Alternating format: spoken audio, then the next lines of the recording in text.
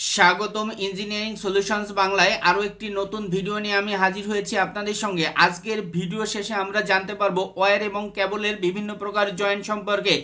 একটি কেবলের কি কি বৈশিষ্ট্য বা গুণ থাকতে হবে, কেবল জয়েন্ট কত প্রকার ও কি কি, আমরা কি কি ধাপে অনুসরণ করে কেবল জয়েন্ট সম্পন্ন করি এবং এই কেবল জয়েন্ট কোথায়, আমরা কোন কাজের জন্য কোন ধরনের জয়েন্ট ব্যবহার করব, কি কি টুলস ব্যবহার করে আমরা কেবল জয়েন্ট করে থাকি। পুরো ভিডিওটি রয়েছে বিস্তারিত। আমরা প্রথমে আসি কেবল জয়েন্ট কি। জয়েন্টের বাংলা শব্দ হচ্ছে জোড়া, অর্থাৎ এক বা একাধিক খেই বিশিষ্ট তারকে যখন আমরা সংযোগ করি তাকে ইংরেজিতে বলা হয় জয়েন্ট বা বাংলায় সংযোগ। এই কেবল জয়েন্ট আমরা কেন করে থাকি? মূলত দেখেন, আমরা ইলেকট্রিক্যাল সিস্টেমে বা ওয়্যারিংয়ে বিভিন্ন জায়গায় আমরা জয়েন্ট করে থাকি বা সংযোগ করে থাকি বা আমাদের প্রয়োজন হয়ে পড়ে, এবং এই জয়েন্ট বা সংযোগটি যদি মজবুত না হয় বা প্রকৃতভাবে শক্ত না হয় এবং লুজ কানেকশন থাকে, তাহলে কিন্তু আমাদের মারাত্মক বৈদ্যুতিক দুর্ঘটনা ঘটতে পারে। এবং আমাদের যে বৈদ্যুতিক দুর্ঘটনা ঘটে তার 90% ক্ষেত্রেই দায়ী কিন্তু এই লুজ কানেকশন বা লুজ জয়েন্ট। আমরা জয়েন্ট করার জন্য সাধারণত বিভিন্ন ধরনের pliers, crimping pliers, nose pliers, combination pliers, electrician knife, wire cutter, crimping tools, এই টুলসগুলোই সাধারণত ব্যবহার করে থাকি। আমরা যে জয়েন্ট করব সেই জয়েন্টের কিছু গুণ থাকতে হবে। এই জয়েন্টগুলো অবশ্যই যান্ত্রিকভাবে শক্ত এবং মজবুত হতে হবে। জয়েন্ট স্থলের যে পরিবাহিতা বা কন্ডাক্ট্যান্স নর্মাল তার বা অন্য অংশের মতো সমান হতে হবে, এবং এই জয়েন্টের যে ইনসুলেশন, এই ইনসুলেশন লেভেল নর্মাল ওয়্যার বা কেবলের যে ইনসুলেশন লেভেল, এই ইনসুলেশন লেভেলের কিন্তু একই হতে হবে। এখন আমরা একটি জয়েন্ট করতে গেলে আমাদের যে ধাপগুলো করতে হবে, প্রথমে আমরা তার বা কেবল নির্দিষ্ট মাপ অনুযায়ী কাটতে হবে, তারপর তার ইনসুলেশন রিমুভ করতে হবে যেটাকে আমরা বলি স্কিনিং। তারপর এই ইনসুলেশন ফেলে দেওয়ার পর ওয়্যারটাকে সুন্দরভাবে ইলেকট্রিশিয়ান নাইফ দ্বারা উপরের যে ইনসুলেশন কন্ডাক্টরের উপরে থেকে থাকে সেটিকে আমরা স্ক্রাব করব।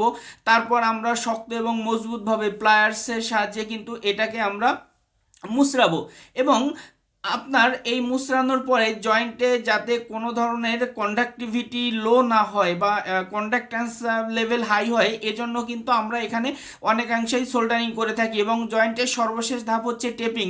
জয়েন্ট শেষে অবশ্যই এখানে আমাদের ভালোভাবে টেপিং করতে হবে। আমরা এই জয়েন্ট করার জন্য কিন্তু আমরা যে বিভিন্ন প্রকার শুধু জয়েন্ট ব্যবহার করে থাকি তা না, আমরা কিন্তু অনেক সময় কেবল কানেক্টরও ব্যবহার করে থাকি বা কেবল লাক্সও বিভিন্ন স্থানকাল পাত্রভেদে ব্যবহার করি, এবং কোনো কোনো ক্ষেত্রে আমরা ওয়্যার নাট ও স্প্লিট টাইপ বোল্ট এই জয়েন্টের জন্য আমরা ব্যবহার করে থাকি। এটা নির্ভর করছে আমরা কোথায় ব্যবহার করছি সেটার উপরে, আমরা কেবল কানেক্টর ব্যবহার করব না আমরা জয়েন্ট ব্যবহার করব।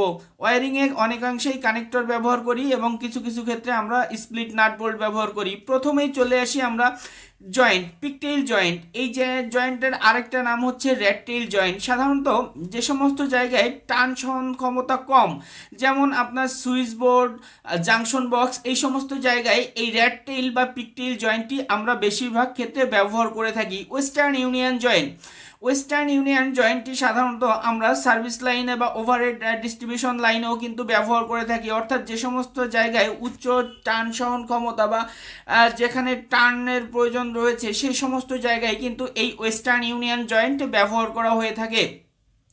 ওয়েস্টার্ন ইউনিয়ন জয়েন্ট বা পিকটেইল জয়েন্ট বা বিভিন্ন ধরনের জয়েন্ট কিভাবে তৈরি করতে হবে এর উপরে আমরা পরবর্তীতে একটি ভিডিও আপনাদের উপহার দিব, যাতে বিভিন্ন জয়েন্ট কিভাবে করতে হয় সেটি আমরা দেখাবো। ব্রিটেনিয়া জয়েন্ট, ব্রিটেনিয়া জয়েন্টটাও কিন্তু আমরা ব্যবহার করে থাকি ওভারহেড লাইনে। একটি ক্যাবেলের ইনসুলেশন ফেলে এবং আরেকটি ক্যাবেল তার উপরে রেখে আলাদা একটা ক্যাবল দ্বারা কিন্তু আমরা এই ব্রিটেনিয়া জয়েন্টটি করে থাকি। এরপর হচ্ছে belt hanger joint, belt hanger joint এটিও কিন্তু আমাদের সার্ভিস লাইন ও ডিস্ট্রিবিউশন লাইনে আমরা ব্যবহার করে থাকি। এটিও কিন্তু যে সমস্ত জায়গায় টান সহন ক্ষমতার বেশি প্রয়োজন বা উচ্চ টান রয়েছে সেখানেই কিন্তু বেল হ্যাঙ্গার জয়েন্ট ব্যবহার করা হয়। ডুপ্লেক্স জয়েন্ট, সাধারণত দুই খেই বিশিষ্ট তার বা একের অধিক খেই বিশিষ্ট তারে এই ডুপ্লেক্স জয়েন্ট আমরা ব্যবহার করে থাকি। এটি আমরা ওয়্যারিংয়ে ব্যবহার করতে পারি বা বিভিন্ন জায়গায় যেখানে ডুয়েল কোর তার ব্যবহার করা হয় সেখানে কিন্তু এই ডুপ্লেক্স জয়েন্ট ব্যবহার করা হয়। এবং এই ডুপ্লেক্স জয়েন্ট কেনার ক্ষেত্রে ব্যবহার যেটা লক্ষ্য রাখা হয় সেটি হলো দুইটি তারের জয়েন্ট যেন পাশাপাশি না হয়, অর্থাৎ কোনো কারণে যদি টেপিং নষ্ট হয় এখানে যেন শর্ট সার্কিট না ঘটে। ম্যারিড জয়েন্ট সাধারণত বহু খেই বিশিষ্ট তারে এই ম্যারিড জয়েন্টটি আপনার করা হয়ে থাকে। এটি ওভারহেড লাইন বা কোনো কোনো ক্ষেত্রে আমরা ওয়্যারিংয়ে যখন মোটর কানেকশন করে থাকি, অর্থাৎ যে সমস্ত জায়গায় বহু খেই বিশিষ্ট তারের ব্যবহার রয়েছে সেখানে কিন্তু এই মেরিট জয়েন্টটি করা হয়। এই মেরিট জয়েন্টের কারণে তারের যেমন একদিকে উচ্চ টান সহন ক্ষমতা বৃদ্ধি পায়, একই রকমভাবে কন্ডাক্টেন্সও কিন্তু ঠিক থাকে, লো কন্ডাক্টেন্স কিন্তু তৈরি হয় না। ট্যাপ জয়েন্ট চলন্ত বৈদ্যুতিক লাইন বা সার্ভিস লাইন হতে আপনার আলাদা যে লাইন টানা হয় সেই জায়গায় কিন্তু এই ট্যাপ জয়েন্ট তৈরি করা হয় বা ট্যাপ জয়েন্টটি ব্যবহার করা হয়। এটি মোড়ানোর জন্য আপনার কিন্তু অতিরিক্ত একটি গিট পরানো হয়। এটিকে আমরা কোনো কোনো ক্ষেত্রে টি জয়েন্ট বলে থাকি, আবার টি জয়েন্টের সাথে সাথে যেহেতু আলাদা একটা গিট, এজন্যই কিন্তু একে আমরা ট্যাপ জয়েন্ট বলে থাকি। স্লিপ জয়েন্ট এটি সাধারণত আন্ডারগ্রাউন্ড লাইনে ব্যবহার করা হয়ে থাকে। এটির জন্য আমরা ব্যবহার করে থাকি কেবল কানেক্টরের ভিতরে ইনসুলেশন রিমুভ করে দুইটি তারকে দুই পাশ থেকে ভরে তারপর সেটাকে আমরা পাঞ্চ করি, কোনো কোনো ক্ষেত্রে নাট বোল্টারে টাইট দিই, তারপর আলাদা একটি হিট সিঙ্ক কেবল দ্বারা তাপ দিয়ে এই কেবলগুলোকে সেপারেট করে রাখি যাতে ইনসুলেশন লেভেল ঠিক থাকে। এই স্লিপ জয়েন্টটা বেশিরভাগ ক্ষেত্রেই আপনার আন্ডারগ্রাউন্ড কেবলের ক্ষেত্রে আমরা ব্যবহার করে থাকি।